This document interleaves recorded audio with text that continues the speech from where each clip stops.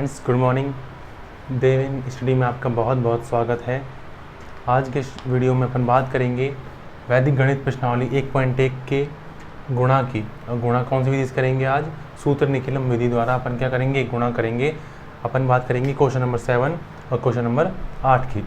तो जब अपन सूत्र निखिलम विधि द्वारा गुणा करते हैं तो सबसे पहले जो संख्याएँ दी होती हैं उनमें देखते हैं कि इकाई के अंक जो है उनका योग कितना आ रहा है। यहाँ पर देखो इकाई का अंक योग कितना आ रहा है, 6 और 4 10 आ रहा है। कितना आ रहा है? इकाई का अंक कितना आ रहा है? 6 और 4 10 आ रहा है।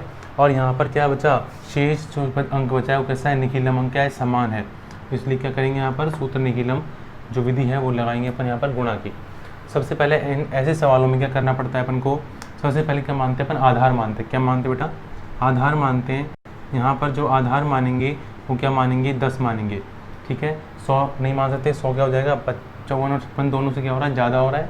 अपन को कम मानना है। आधार क्या मान लिया? 10। आधार 10 मानने के बाद अपने पास समस्या उत्पन्न होती है कि आधार 10 तो मान लिया, लेकिन अगर अपन आधार संख्या में से आधार हटाएंगे तो विचलन क्या आएगा? बहुत ज़्यादा विचलन आएगा। कितना आएगा विचलन? बहुत ज़्यादा विचलन आएगा। इतना विचलन नहीं लेना। तो इस समस्या को छुटकारा पाने के लिए अपन क्या करते हैं? उपाधार अंक का प्रयोग करते हैं। तो यहाँ पर क्या लेंगे अपन काम में? उपाधार अंक अपन काम में लेंगे। उपाधार अंक क्या लेंगे? अच्छा, उपाधार अंक क्या लेते हैं अपन? आधार को कहाँ तक पहुँचाना है अपन को? संख्या तक पहुँचाना है। तो आप किससे गुणा करोगे? 4 से, 5 से या 6 से? 4 से गुणा करोगे तो पीछे रह जाएगी, 6 से करोगे तो आगे चल जाएगी, और 5 से करोगे तो क्या आ जाएगी? इसके पास आ जाएगा। तो उपाधार अंक क्या लेंगे अपन? 5 लेंगे। ठीक है, अब उपाधार क्या बन जाएगा इसका? उपाधार जो बन जाएगा वो क्या बन जाएगा? 10 गुणा 5। अब आप देखो 10 पंजे 50 होता है, और 50 जो है वो 54 और 56 की क्या है? दोनों के नज़दीक है। तो आगे अपन सवाल कर, अच्छा इससे पहले क्या करेंगे अपन? दो चीज़ और निकालेंगे। आधार, उपाधार अंक और उपाधार आपको पता चल गया। अपन क्या करेंगे? विचलन निकालेंगे। क्या करेंगे? विचलन निकालेंगे। विचलन क्या होगा? एक इसका होगा और एक दूसरी वाली संख्या का होगा। अपन को पता है विचलन का फॉर्मूला क्या होता है अपने पास? क्या होता है बेटा? संख्या माइनस आधार। क्या होता है? संख्या माइनस आधार होता है। अब विचलन निकालना है अपन को। संख्या कितनी है ये वाली? 54। आधार कितनी? सॉरी बेटा, यहाँ पे क्या आएगा? आधार, उपाधार लिया है ना अपन ने, यहाँ पे क्या आ जाएगा? उपाधार आ जाएगा। ठीक है, तो उपाधार कितना है यहाँ पर? 50। कितना आ रहा है बेटा विचलन? प्लस का 4 आएगा। 54 बड़ा है ना प्लस का, 50 छोटा है, तो प्लस का क्या आ जाएगा? 4। ध्यान रखना विचलन में अपन को चिन्ह भी लेना होता है। यहाँ पर क्या आ जाएगा? +4 आ जाएगा। और अगले वाला जो संख्या है क्या है? 56। 56 के लिए क्या माने, क्या देखेंगे अपन? विचलन देखेंगे तो क्या आएगा? प्लस का 6। तो यहाँ पर दो विचलन अगर मेरे पास +4 और +6। अब इतना काम करने के बाद अपन करते हैं, अब आते हैं गुणा की प्रक्रिया पे। सबसे पहले क्या करते हैं? इनको लिखने का तरीका क्या होता है बेटा? दो स्तंभ बनाते हैं अपन। जो संख्याएँ दी हैं उनको ऊपर नीचे लिख लेते हैं अपन। सबसे पहले 54 लिख लिया और क्या लिख लिया? 56 लिख लिया। ठीक है, संख्या के सामने उसका क्या लिखना है अपन को? विचलन लिखना है। क्या लिखना है? संख्या के सामने उसका क्या लिखना है? विचलन लिखना है, चिन्ह समेत। मतलब आपको क्या लेना है? विदाउट चिन्ह नहीं, विद चिन्ह के विद साइन लेना है अपन को यहाँ पर विचलन। तो यहाँ पर 54 का 54 का विचलन कितना आता है? यहाँ पर +4 आ रहा है। यहाँ पर क्या लिखेंगे? +4। और 56 का विचलन कितना आ रहा है? प्लस का 6 आ रहा है। कितना आ रहा है? प्लस का 6। और यहाँ पर क्या कर देंगे अपन? एक लाइन खींच देंगे और इसको क्या करेंगे? दो भागों में बांट देंगे, दो पक्षों में बांट देंगे। ये कहलाता है वाम पक्ष। क्या कहलाता है? ये वाम पक्ष। और ये कहलाता है दक्षिण पक्ष। अब इसमें करना क्या है आपको? देखो सबसे पहले तो आपको क्या करना है? यहाँ पर एक फॉर्मूला टाइप है, यहाँ पर फॉर्म बनेगी। क्या बनाना है अपन को? सबसे पहले आपको क्या लिखना है? उपाधार अंक लिखना है। अगर आपके सवाल में आपने उपाधार अंक माना है तो क्या करना है? निखिलम, जब सूत्र निखिलम से अपन गुणा करेंगे तो वाम पक्ष में, जो ये बाएं की तरफ है वाम पक्ष में, सबसे पहले क्या करेंगे? उपाधार अंक लिखेंगे। क्या लिखेंगे? उपाधार अंक कितना है? 5। क्या लिखेंगे? उपाधार अंक 5 लिखेंगे। ब्रैकेट में क्या करेंगे?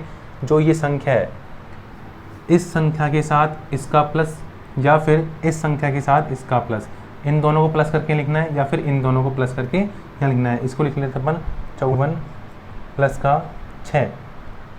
वापस लिख लेते हैं बेटा, सही नहीं लिखा गया है। 54 प्लस का 6 आ जाएगा यहाँ पर। ठीक है, इन दोनों को प्लस करके लिख दो यहाँ पर, या फिर इन दोनों को क्या कर दो? प्लस करके लिख दो यहाँ पर। ठीक है, और जो बाकी दूसरा जो दक्षिण पक्ष है उसमें क्या करना है? इन दोनों को क्या कर देना है? चिन्ह समेत क्या कर देना है? मल्टीप्लाई कर देना है। आपको साइन लेना है। ठीक है, आगे करते हैं इसको अपन सॉल्व। क्या आएगा? 5, 54 और 6 कितने होते हैं बेटा 60 होते हैं। यहाँ पर ये कॉलम चल ही रहा है और यहाँ पर 6 चौके कितने होते हैं 24 और ये क्या होता है बेटा प्लस का है। ठीक है, अब आप देखो यहाँ पर इसको और सॉल्व कर लेते हैं अपन। 6 पंजे 30, कितना आ गया 300 और यहाँ पर आ गया इस दक्षिण पक्ष में कितना आ गया 24। आगे करना है, थोड़ा सा और बच रहा है ये। यहाँ पर देखो बेटा जो वहाँ दक्षिण पक्ष है उसमें कितना है 24 है, मतलब 24 कितने डिजिट होती है बेटा, कितने अंक की संख्या होती है 2 अंकों की, 2 अंकों की होती है। तो इसका निर्धारण कैसे हो कि अपन को दक्षिण पक्ष में 2 अंकों की संख्या रखनी है या फिर 1 अंकों की रखनी है या फिर 3 अंकों की रखनी है या फिर 4 अंकों की रखनी है। उसका निर्धारण होता है किससे, आधार से। आपके आधार में जितने जीरो हैं, आपके आधार में जितने जीरो हैं, जीरो की संख्या जितनी है या फिर जितने जीरो हैं उतने ही अंक का होंगे यहाँ पर होंगे। देखो यहाँ पर आधार के यहाँ पर कितने जीरो है, अपने पास आधार 10 था तो 10 में कितने जीरो होती है 1 जीरो होती है। इसीलिए क्या करेंगे अपन दक्षिण पक्ष में 2 संख्याओं को नहीं रखकर एक संख्या को इधर भेज देंगे और क्या करेंगे यहाँ पर एक ही डिजिट की नंबर रखेंगे। तो क्या हो जाएगा आगे 300 तो है ही बेटा इधर और ये क्या 24 भी है, इसको लिख सकते हैं अपन बेटा ऐसे। तो 302 यहाँ पर 4 ऐसे, तो 2 कहाँ भेज देंगे आगे, तो ये क्या हो जाएगा 302 और ये हो जाएगा 4। अब यहाँ पर देखो दक्षिण पक्ष में कितनी डिजिट हो गई, खाली एक डिजिट वाली क्या होगा नंबर रह गया। क्यों रहा ये, क्योंकि अपने पास आधार में कितना जीरो है, एक ही जीरो है। तो इसको अब यहाँ पर इतना होने के बाद क्या करेंगे आप, ये जो डिवाइडेशन का जो भाग है जो इसको क्या कर रहा है 2 भागों में डिवाइड कर रहा है उसको हटा देंगे और इसको आंसर हो जाएगा, यही क्या है अपना आंसर हो जाएगा। ठीक है, तो आप डिवाइड कर लेते के बाद क्या किया, निखिलम विधि से आप गुणा करोगे किन्हीं संख्याओं को। सबसे पहले क्या मानते हैं आप, उनका आधार मानोगे। आधार 10 ले लिया अपन ने, 100 नहीं ले सकते क्योंकि ज़्यादा हो जाएगा 100 दोनों से। उपाधार अंक लेना पड़ेगा अपन को क्योंकि विचलन, अगर आप उपाधार अंक नहीं लेंगे तो अगर विचलन निकालेंगे तो विचलन क्या निकल रहा है इनका ज़्यादा निकलता है।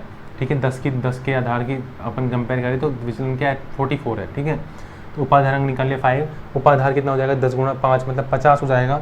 आगे क्या करना है आपको, विचलन निकालना है। पहले विचलन कैसे निकालते हैं, संख्या माइनस का उपाधार। उपाधार क्या है अपने पास ये 50, 54 में से 50 गया +4 आएगा, 56 में से 50 गया कितना आएगा +6 आएगा और इन दोनों का विचलन कितना आ गया +4 और इसका कितना आ गया +6। आगे क्या करना है आपको, 2 स्तंभ में सवाल को बांटना है।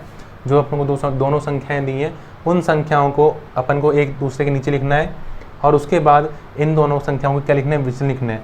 ठीक है, नीचे क्या करना है आपको, सबसे पहले उपाधारंक जो लिखना है जो आपने लिया है। अगर उपाधारंक है अपने पास तो लिखना है, वरना 1 लिख सकते हैं अपन, कोई दिक्कत नहीं है।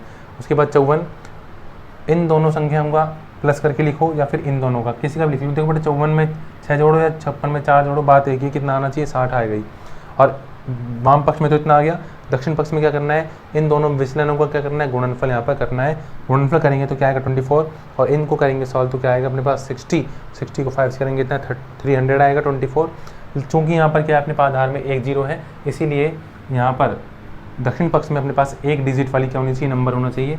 क्या किया 2 को इधर भेज दिया और क्या आ गया, इस जो बीच वाला जो डिवाइडेशन का जो डिवाइड कर रहा था ये साइन अपन हटा दिया और क्या आ गया अपने पास 3024 का आ गया आंसर आ गया। कौन से क्वेश्चन का, 7th क्वेश्चन का आंसर। ठीक है, आई होप आपको ये समझ में आ गया होगा। तो मिटा देते हैं इसको, अपन करते हैं नेक्स्ट क्वेश्चन। कौन सा, 8th क्वेश्चन करते हैं अपन आगे।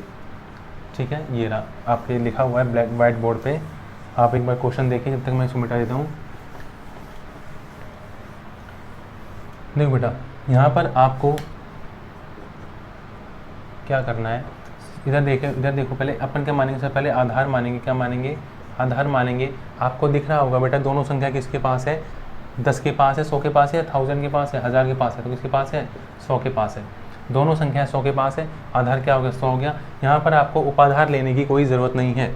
ठीक है, तो आप उपाधार अंक क्या मान सकते हो, यहाँ पर उपाधार अंक मान सकते हो, यहाँ पर क्या 1 मान सकते हो। 1 को 100 से गुणा करोगे वापस 100 ही आता है।